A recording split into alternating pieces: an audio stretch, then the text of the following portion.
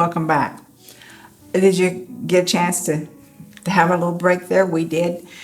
So I wanted to go on with Miriam. As I was closing out the first portion of this teaching, I was talking to you about, do you believe in miracles? Because if you don't believe in miracles, then you might just as well go find something else to do for the next 30 minutes or turn off the TV or whatever it is you want to do. Because this story is about miracles. You know, the entire story of the Jews on the desert for that 40 years was miraculous. So Miriam is a prophetess. She is the sister of Aaron and Moses. She's the older sister, the firstborn. She has been in the background, but very much in the forefront through all this teaching. And now we're going to focus on her. And as I said a while ago, I'm writing a book about her because I find she's so fascinating and she's oftentimes overlooked. Now, once the Jews crossed the Red Sea and they had the joyous celebration of watching Pharaoh and his minions drown in the sea, and she broke into dance with her timbrel and the other ladies followed her. All of a sudden, she is now in a position of leadership. She's 80 some years old. She's probably 85, 87, however. It took a long time for Moses to happen, for him to grow up. He was 40 years old when he fled to the backside of the desert. He was in the desert 40 years, comes back, and now he's led the people out of Egypt. So Miriam, 87 years old. That in itself is miraculous that at 87 years old, she picks up a tambourine and starts dancing and singing. We should be so young. Now, you're going to have to let your imagination roll on this. Now, I will tell you, you can do some research and this will be verified to you. But even I had a little time wrapping my head around it. So, put your Band-Aid on, let's go. According to tradition, there was a rock that traveled with Miriam, and it became the source of water. In Judaism, there's this thing that they use, the word oftentimes is merit, in the merit of someone. And I looked it up, it's because of the righteousness of someone, because of the goodness, the kindness of someone. It's a term that just summarizes someone as being exceptionally good in the eyes of God. So in the merit of Miriam, there is this rock that travels with him. How big is the rock? I don't know. According to some sages, it was not that big a rock. According to some, it was porous, like lava rock, sometimes has a lot of holes in it. Or just think of a sponge, if you want to, like a loofah sponge. It has all these holes in it. This rock traveled with him. I don't know how it traveled. Did it have legs? I don't know. Did it have wheels? I don't know. Scripture says Miriam's well. The commentaries say there was a rock that traveled with him. If this is a miracle, she could have put it in her pocket and carried it. I mean, God is God. He can do whatever he wants to do with the most minute of anything. So anyhow, there was a rock. It was not a pet rock, and it didn't have legs. It didn't have to be fed. It was an unusual rock, and there's a lot written about it in Jewish lore. There's even some ideas that it's in the Sea of Galilee, and it's at low tide, or at low water, you can see it. It's in the Mediterranean, and at certain times you can see it. I've never seen the rock. I'm going to look for it when I go, but I've never seen it. If you look it up on the internet, there's all types of descriptions. One theory is that it was large, and that's the one that's in the Sea of Galilee. The other theory is it's small enough to travel along beside her, and it has holes in it like a sieve. Did she have it on a leash? I don't know. The theory says that when the Jews stopped to make camp, they would take this rock, put it up on an elevated spot, and then they would put like trenches with their staffs. They would make a trench from here to here to here, out to each of the 12 tribes, and water would flow forth from the rock, and the tribes would have water. I wasn't there. I don't know. I just know what I read in the sages. You can write anything you want to about this. All I know is that Miriam's well was there, and that was what took care of him.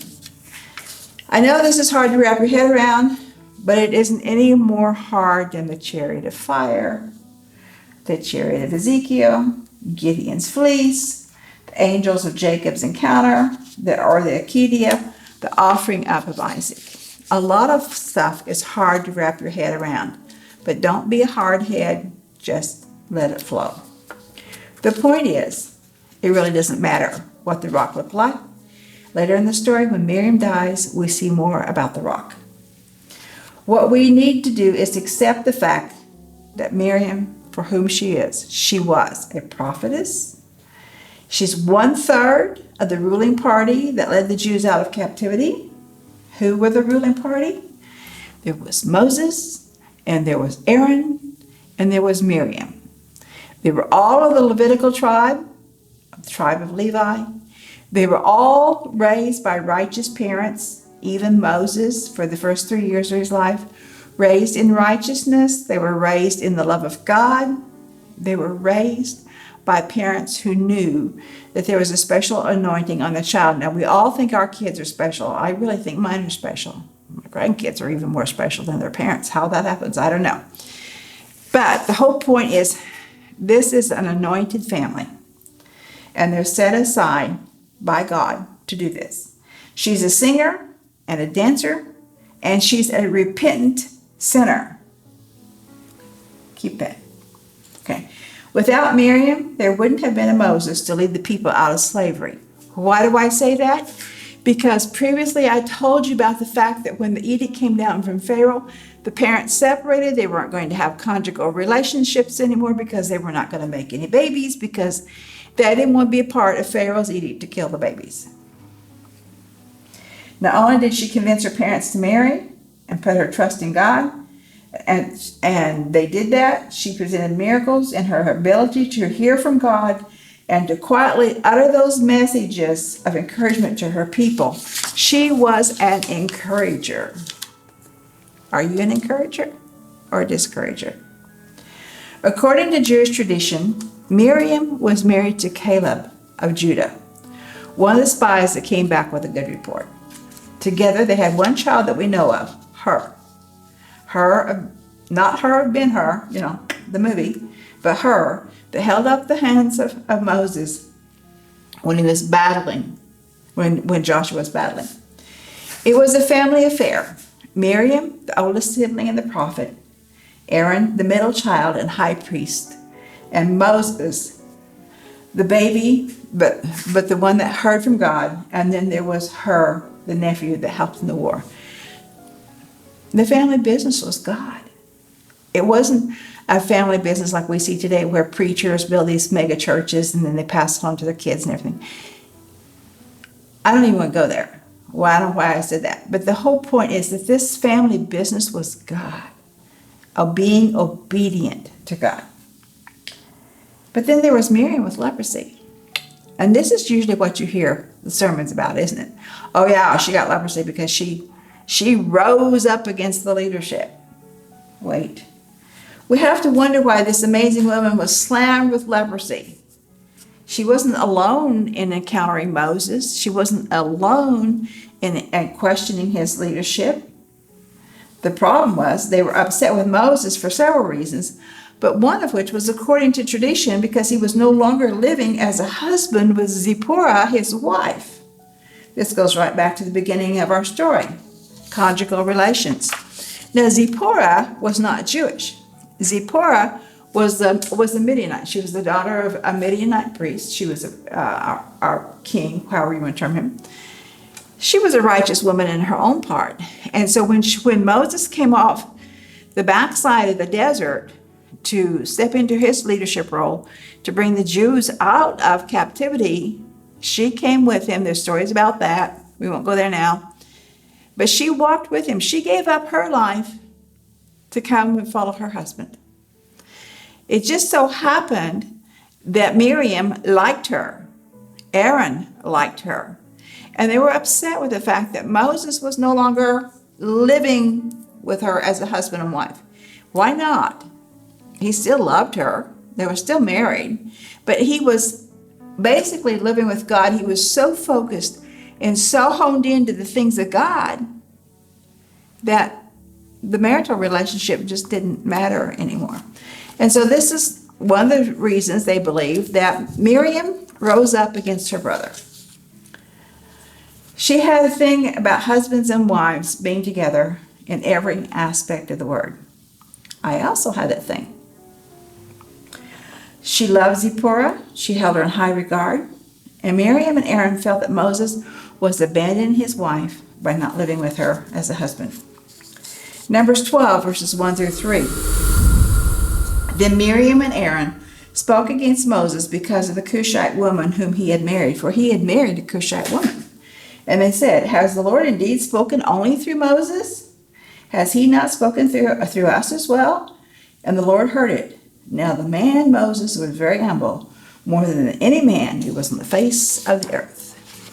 Verses 4 through 6. Suddenly the Lord said to Moses and Aaron and to Miriam, you three come out of the tent meeting. So the three of them came out. Then the Lord came down in a pillar of cloud and stood at the doorway of the tent, and he called Aaron and Miriam. When they had both come forward, he let them have it. Have you ever been called out by your parents for something you did wrong? Most of us have. I used to do these things and hide it from my parents, and they always figured it out. And I found out later on, as a parent, that my mother could trick me into confessing. She was tricky. Did you have some fear and trembling going on when they figured out what you'd been doing? I did. I thought, uh-oh. And my parents didn't spank us. They maybe should have. They just grounded us forever. I can only imagine what it was like to get called out by God like that. Believe me, these three knew God, and they knew when he spoke. Don't you think they would like to have hidden under their bed and couches, but there wasn't any place to hide because this is God. Let's look at Numbers 12, 6 through 8. He said, who's the he? God. He said, hear now my words. If there is a prophet among you, I, the Lord, shall make myself known to him in a vision. I shall speak with him in a dream. Not so with my servant Moses. He is faithful in all my household. With him I speak mouth to mouth, even openly, and not in dark sayings. And he beholds the form of the Lord, and why then were you not afraid to speak against my servant, against Moses? Basically, God said, hey, you're not as big a deal as you think you are. So what I think was going on here is these two, Miriam and Aaron, was saying, well, hey, the leadership is on all three of us, so let all three of us lead so that Moses can spend time with Zipporah. I mean, it sounds good, doesn't it? But God said, hey guys, knock it off. I got this under control. Now, you're prophets. I speak to you in dreams, and I speak to you in visions. Got it? But to Moses, I speak face to face, man to man, one on one. I speak to Moses. He hears me.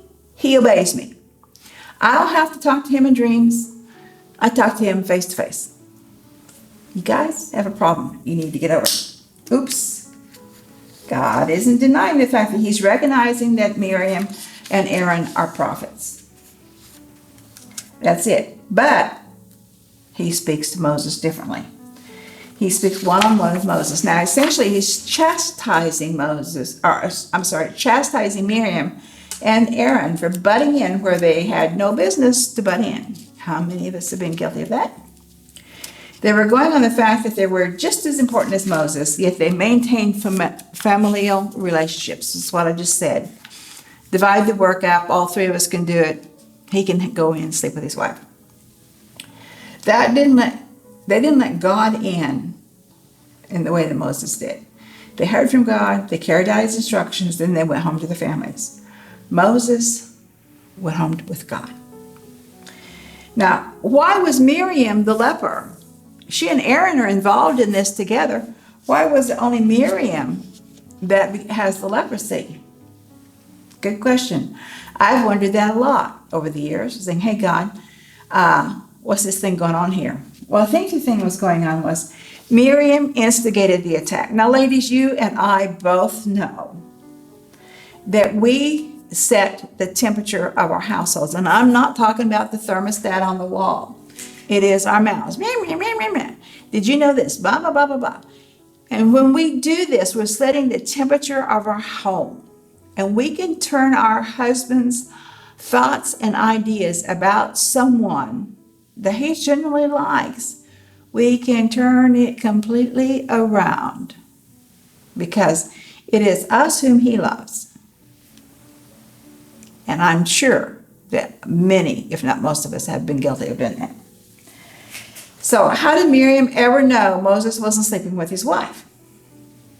Well, it could be that Zipporah confided in her over coffee.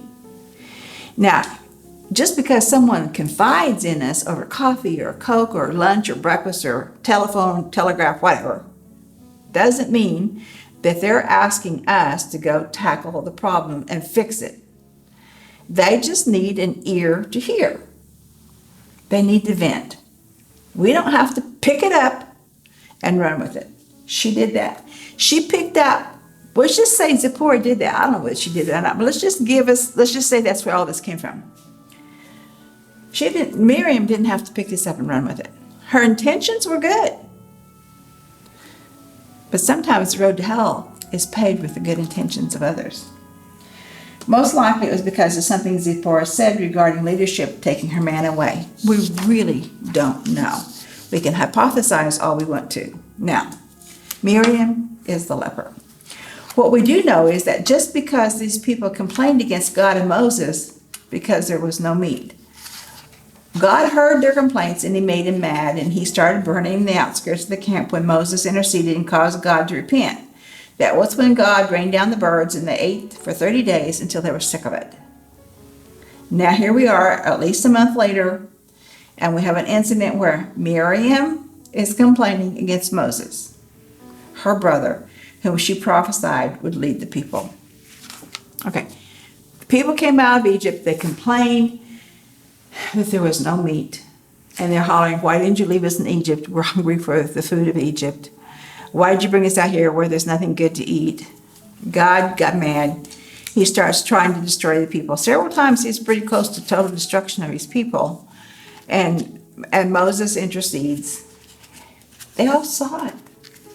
They all experienced it. They all ate the bird. I mean, they all felt it completely. And here we are a month later, and she's out there complaining again. We do this, don't we, ladies? We complain a lot. Now, here we are, and she's complaining, and she's bringing her brother in on it. She's massing the forces, if you will, and it's making God mad. Perhaps God wanted the people to know that he wasn't hesitant to punish even his anointed, as was Miriam, so they needed to think twice before they complained again. If we would pay attention to things like that, we could keep ourselves out of a lot of trouble, and this is what was going on here. He's punishing Miriam to show the people, hey, even the anointed can get whacked really good by me. Miriam was the only one stricken with leprosy. We really don't know why Aaron wasn't, other than the theory is that perhaps his priestly robes kept him pure. Also, Miriam was greatly loved by the tribes. I mean, she was charismatic. She was magnetic. She would draw people to her. She taught the ladies to dance and to sing and to worship. I mean, she was a leader. And she was anointed. And she was called out by God. And yet, she was tainting her calling out. Perhaps Miriam became an object lesson for them because God wanted them all to know they were messing with fire, literally. Numbers 12, verses 13 through 15. Moses cried out to the Lord, saying, "Oh God, heal her, I pray." Moses loved her. But the Lord said to Moses, "If her father had spit in her face, will she not bear her shame for 7 days?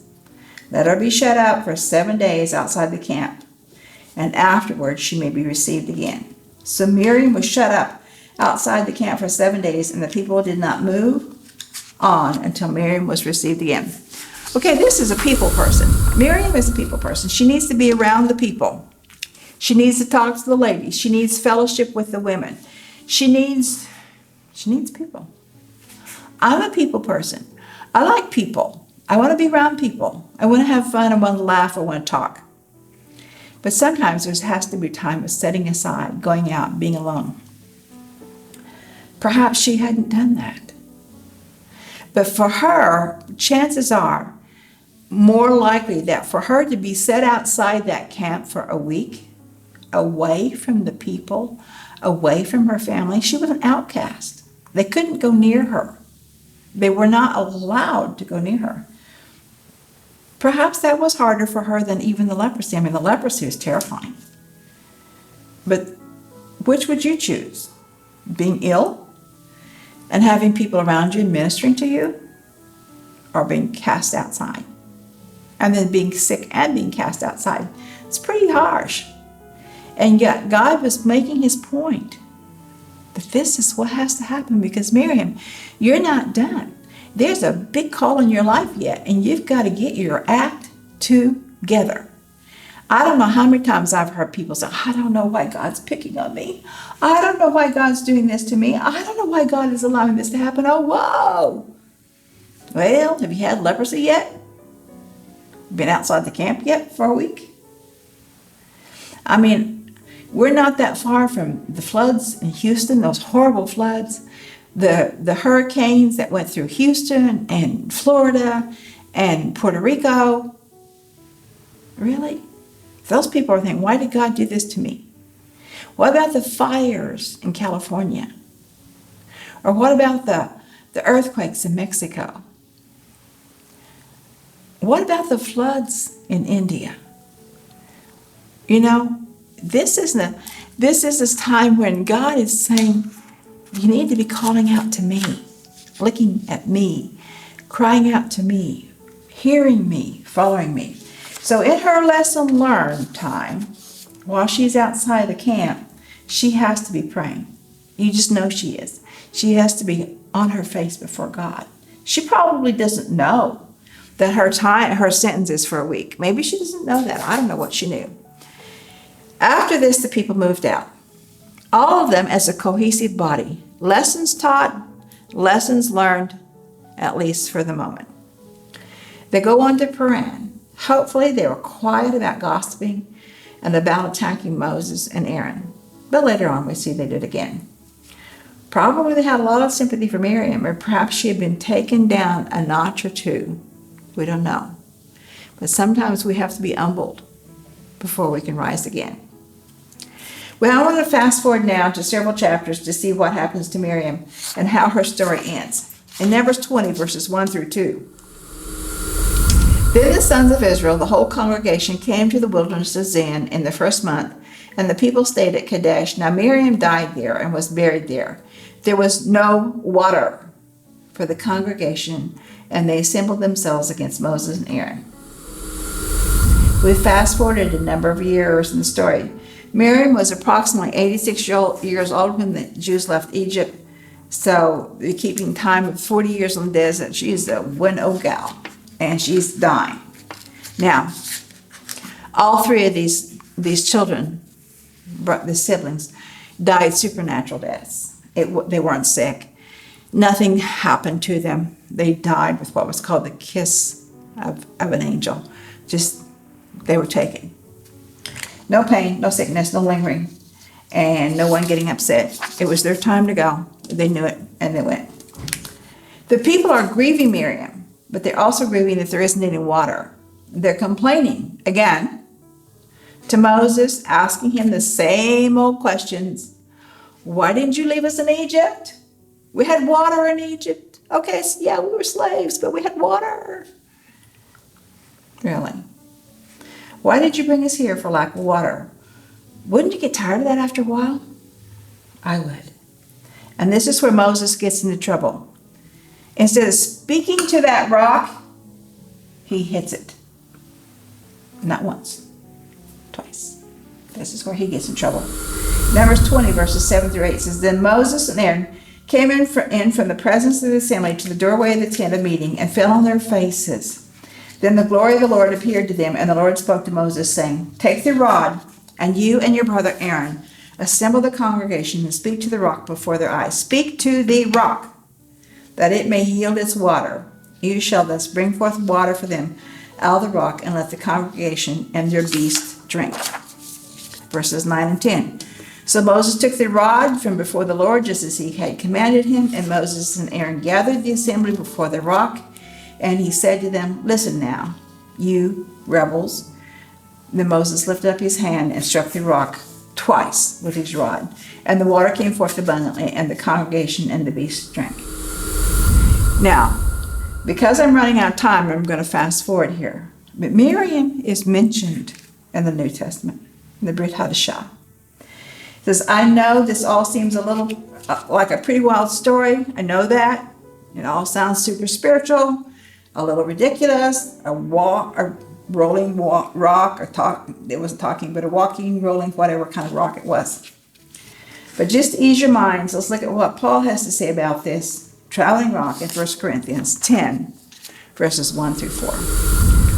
For I do not want you to be unaware, brethren, that our fathers were all under the cloud, and all passed through the sea, and all were baptized into Moses in the cloud and in the sea, and all the same spiritual food, and all drank the same spiritual drink.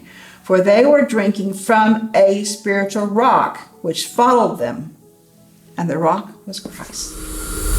Now, that's the story of Miriam in a nutshell, a very fast nutshell. Hopefully you can understand now why I am so intrigued by this woman whom we know very little of, and why I'm writing a book about her, which will be done, God willing, in the spring. We will announce it when it's ready. In the meantime, you can contact me if you'd like to. The contact information will appear on the screen. Shalom, Shalom, Yerushalayim. Pray for the peace of Jerusalem. Love you. Thank you for tuning in today. God bless you. And oh yeah, my books, they're on Amazon, or you can get them through me.